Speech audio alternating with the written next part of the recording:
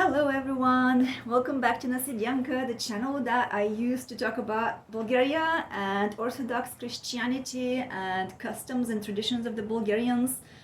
And overall it's kind of like evolving, sharing a little bit about my story too, as much as appropriate.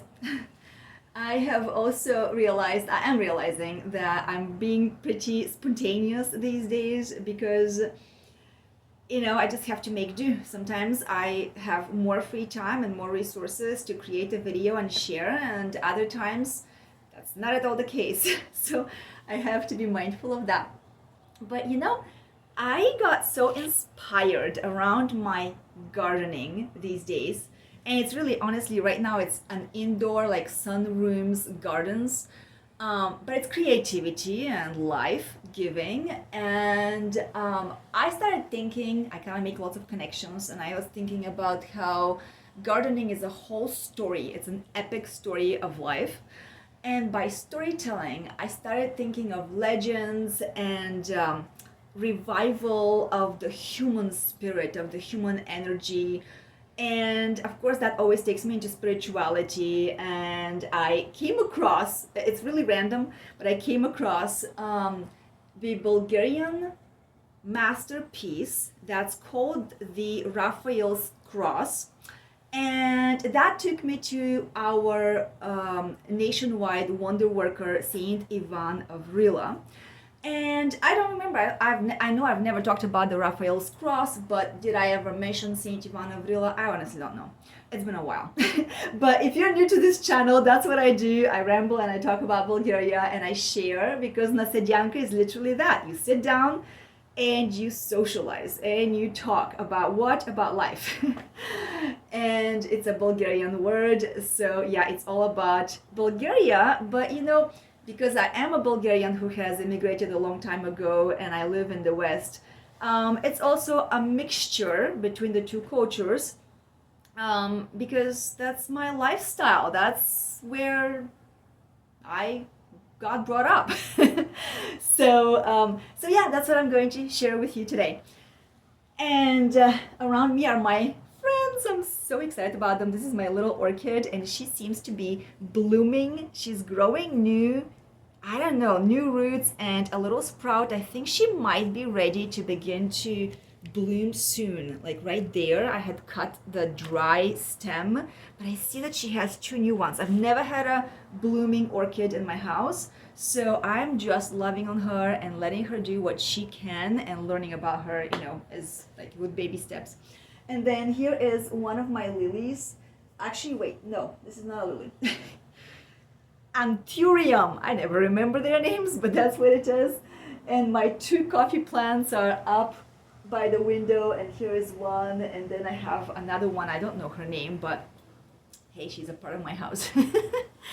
So that's what's going on here. So I have prepared some cheat sheet here so I can go through my notes and share the things I wanted to share.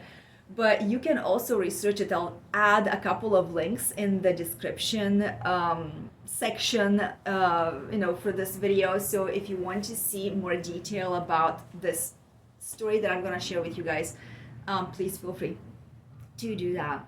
So yeah, okay. So let's talk a little bit about Rila Monastery.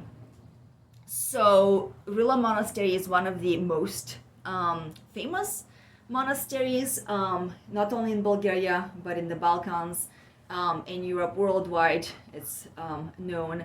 It is a legendary rock, so to speak, and an eternal prayer, in the more creative language, of our country, Bulgaria.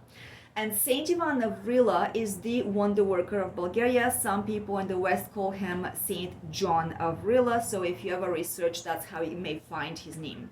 He lived between 876 and 946.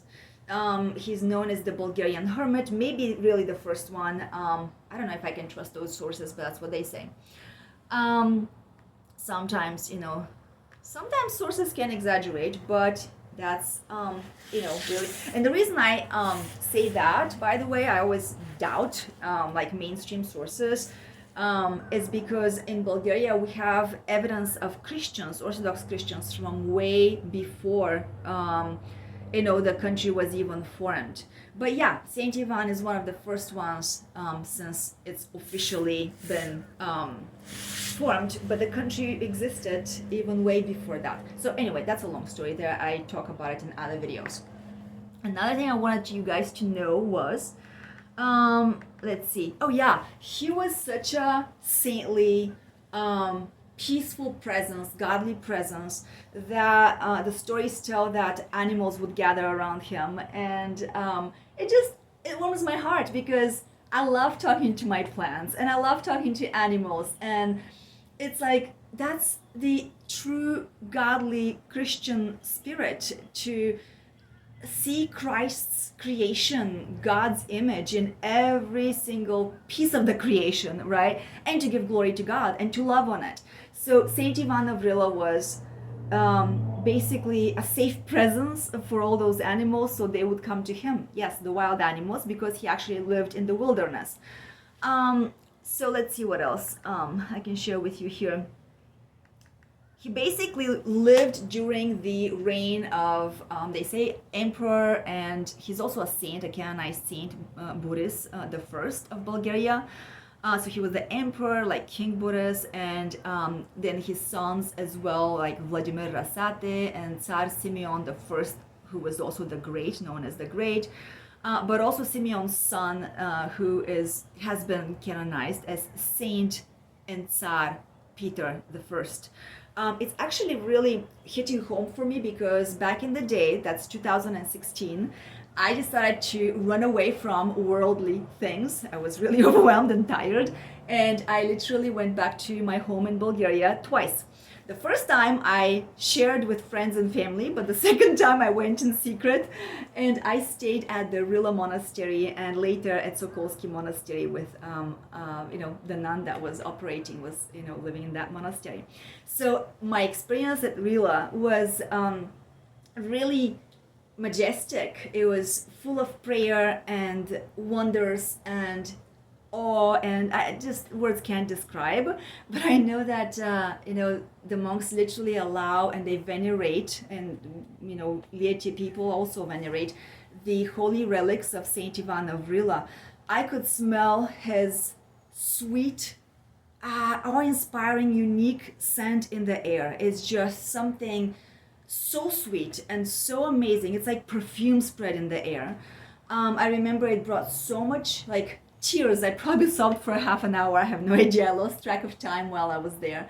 But I remember that on the Sunday of my stay, I went for Holy Communion, and there was a congregation of hundreds of people, and they were venerating. Some of them were venerating the holy relics. Others were, there was a blessing of honey and bread, I think. It was like there was so much going on. And on the side, there was the tombstone of the canonized Bulgarian Tsar, Boris the First. And a whole group of police came there in commemoration of him. I'm used to living in America in a very quiet kind of a pace, and going there, it was like, oh my goodness, there are so many people left and right. What's going on here?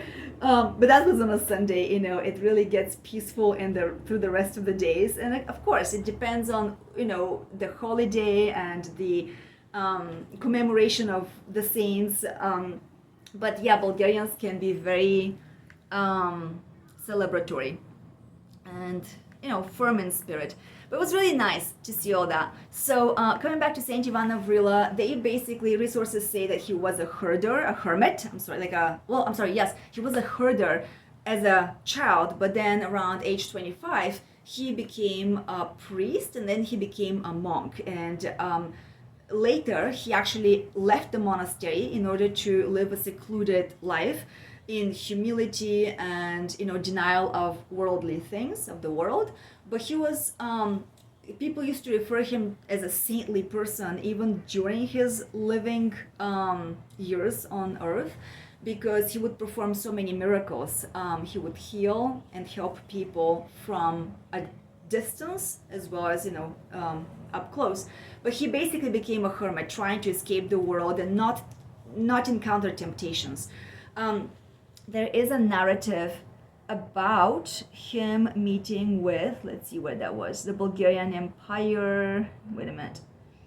He met with the ruler at the time, the emperor, and I can't find it here, but it was just so like awe-inspiring because he met with the emperor of Bulgaria at the time, not by his own volition, but because the Bulgarian emperor heard the rumors about his wonderworking. But the thing is that Saint Ivan of Rila made it really difficult to be accessed, and they met at some sort of a distance. And the stories go to say that once he left the monastery, he actually settled in the Rila region where he dwelled in the caves, and the region was very difficult to access. So that's how most people could not find him and again access him. He is commemorated on August the 18th and October 19th. Now I have to be careful with the calendars because I've shared in other videos I do hold on to the old calendar, and I'm aware of how much mixture and unrighteousness there is nowadays, so it's good to always double check, but these are the dates that are recorded officially for him. Okay, so why am I talking about Saint Ivan of Rila? Well, because he is the Wonderworker of Bulgaria, but he's also the saint after whom the monastery of Rila is kind of like consecrated.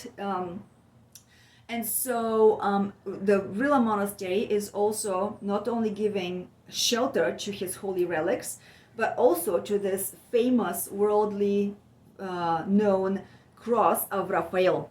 Now, Raphael is a different person. He was a monk who, let's see, he was a person who became a monk at a very young age.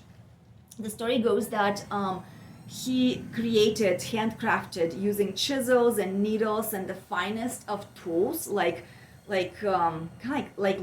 I mean, you guys, there were no such modern day tools at that time. This is several centuries ago, but he basically hand worked wood. And he turned it into scenes, miniature scenes, and the whole thing looks like a cross. So I'll show you a picture and I'll give you a few more details about it.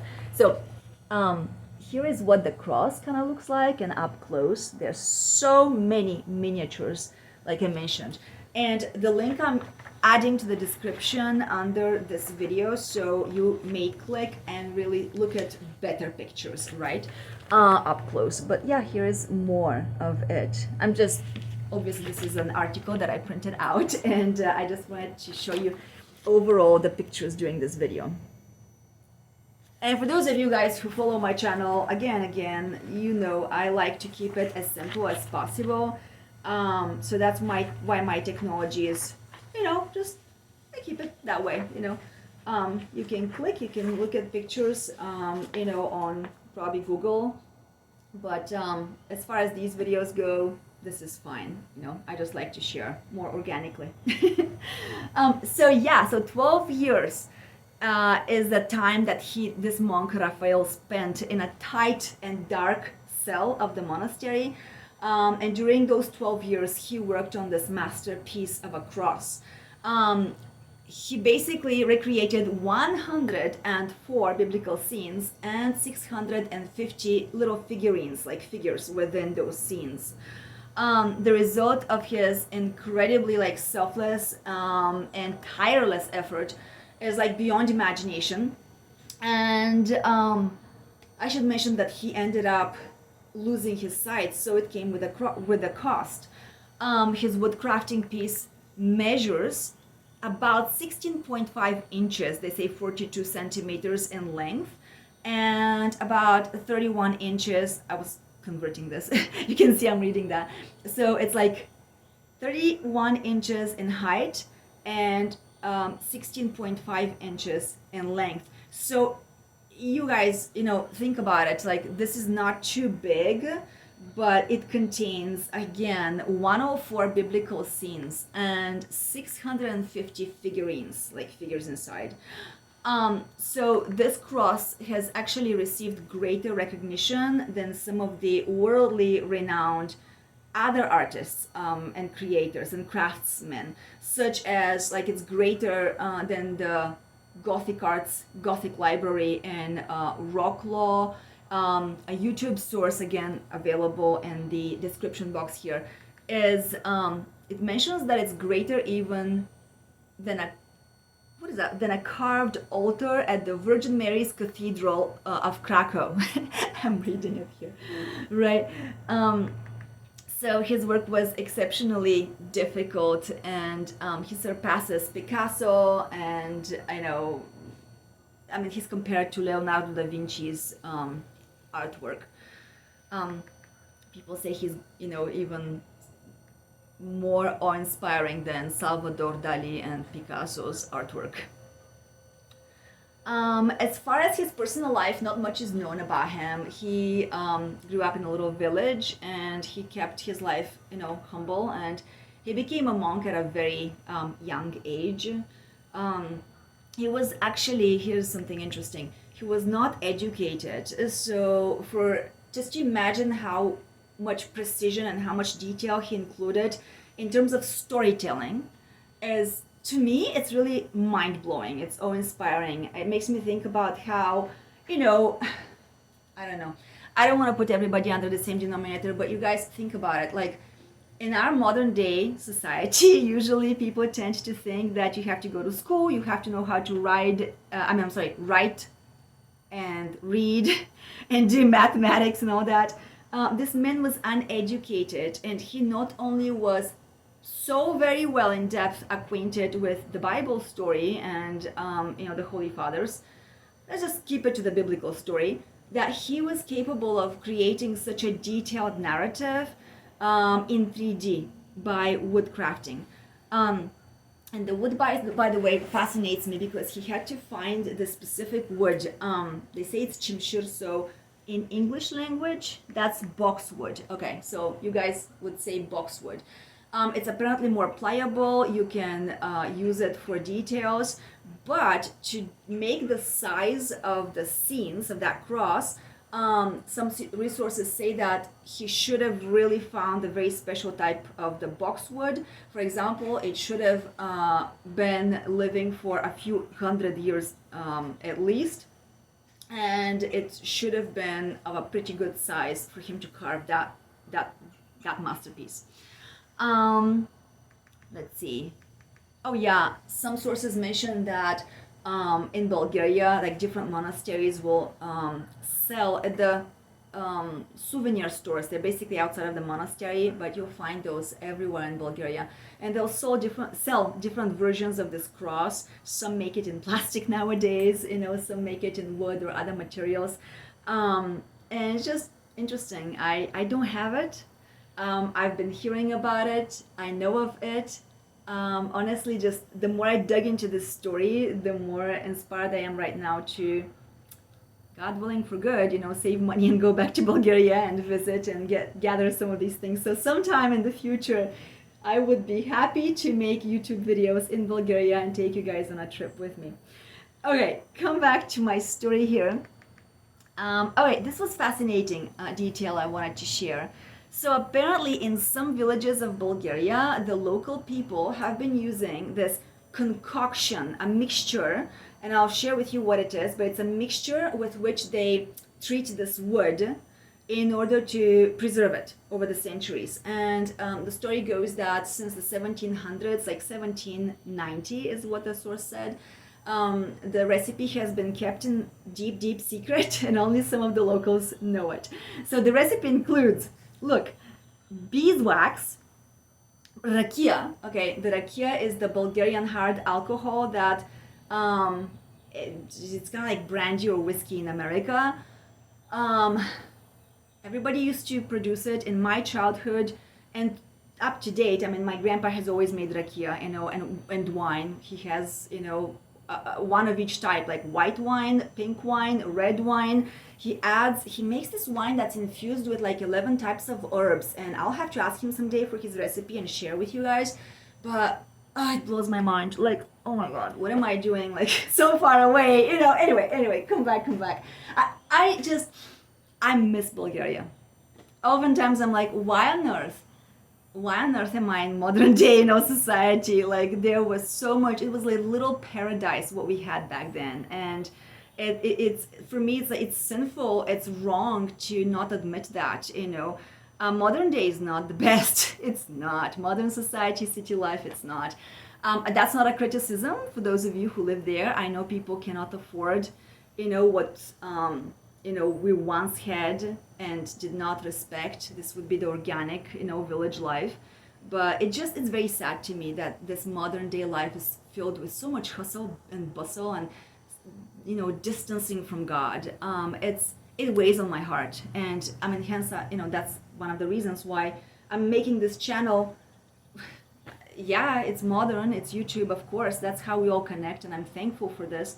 And I'm keeping it as simple as I can, I just want to connect soul to soul.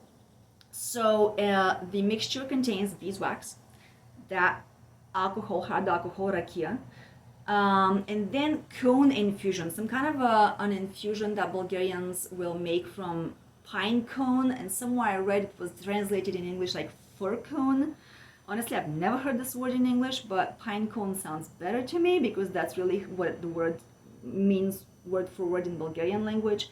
Then they add zehtin, that's olive oil. It should be pure and virgin, not just the store-bought. It just scares me because store-bought will say so many times extra virgin, but it's actually mixed with other types of oils, so you gotta read the labels. And also it's what they add to it is, egg yolk, right? So they keep it in secret, they still use it, but at least, hey, we know the ingredients.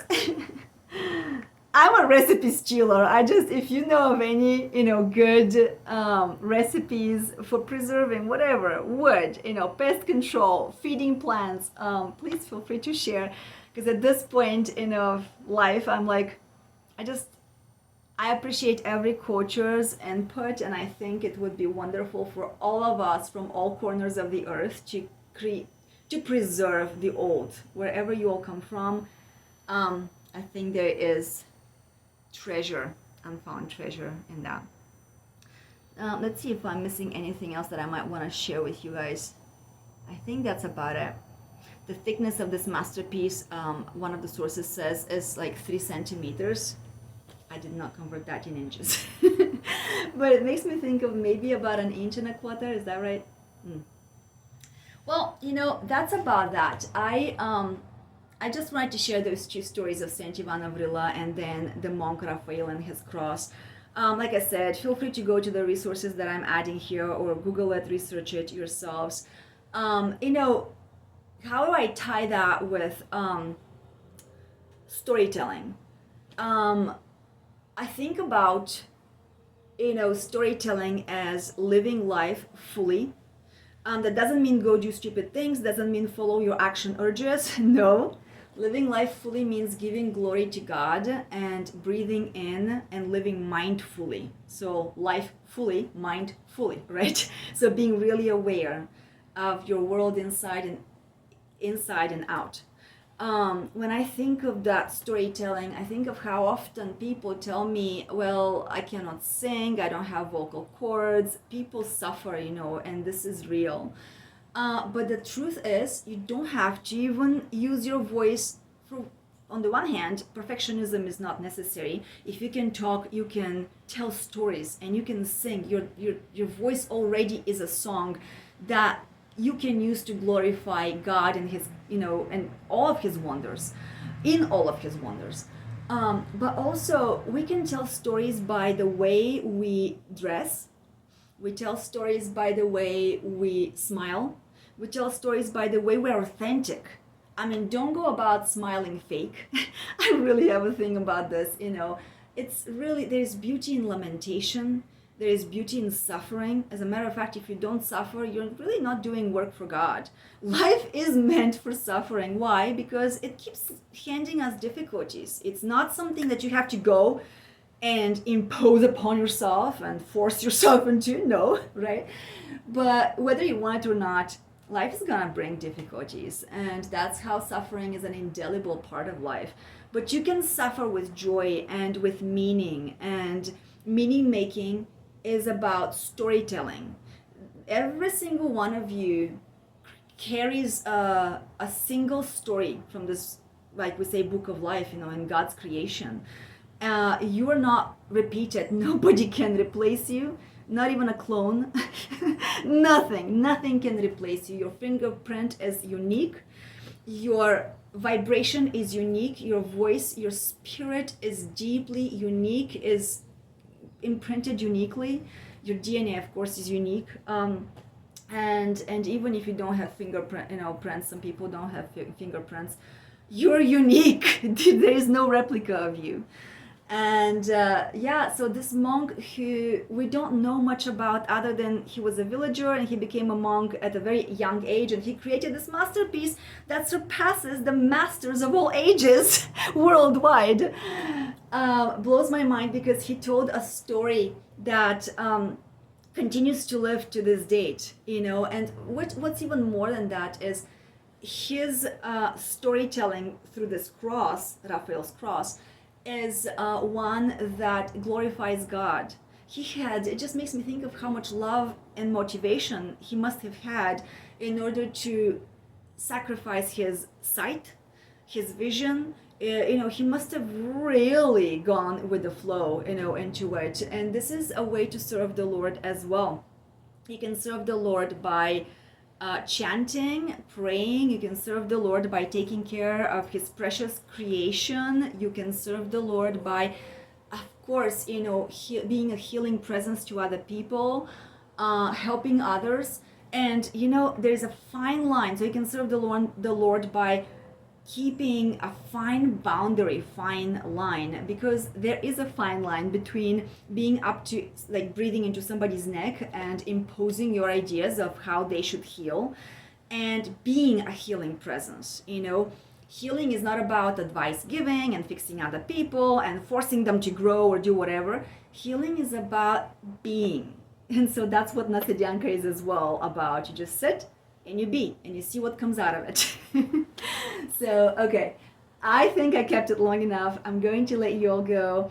I appreciate you. I'll continue to produce videos randomly, as much as I can afford it at this point, but it's a sheer pleasure, and I hope that you guys get inspiration from this and, feel revitalized. So, I'll see you soon. I hope this finds you well, and bye for now.